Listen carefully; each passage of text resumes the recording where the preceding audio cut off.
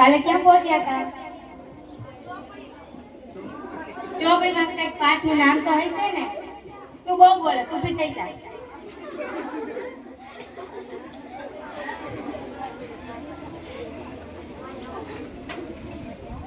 ત્યાં પાઠનું નામ બોલ. હાલ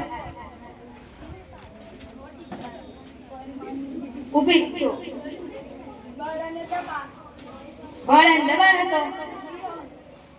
તમે ભણવા આવો કે નહીં, કે અહીંયા ઊંઘવા જાઓ કે કોઈક બોલવા? બે કરવાની. આપણે ધ્વનિ પાઠ પહોંચ્યા હતા. ધ્વનિ કીધો તો બધાએ હાઈ. પહેલા આપણે જોયું હતું કે ધ્વનિ આપણને કાનથી સંભળાય છે અને આપણે કાનની સારવાર કરવી જોઈએ. કેટલાક લોકો કાનને સાફ કરવાના બહાને કાનમાં તીક્ષ્ણ અણીદાર વસ્તુ નાખી દે છે.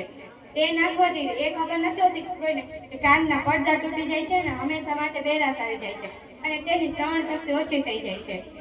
ચાલો, આમાંથી તમને શું સમજણ પડી?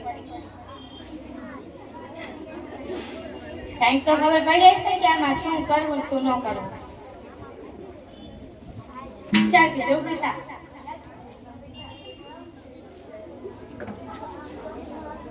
બોલ. આમ તો બહુ વાતો કરવામાં પહેલો નંબર આવે છે ને.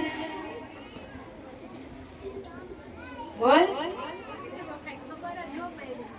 અમે તમે ખબર છે કે ઊંઘવા આવો ને ટોપી બાફી વાળવા.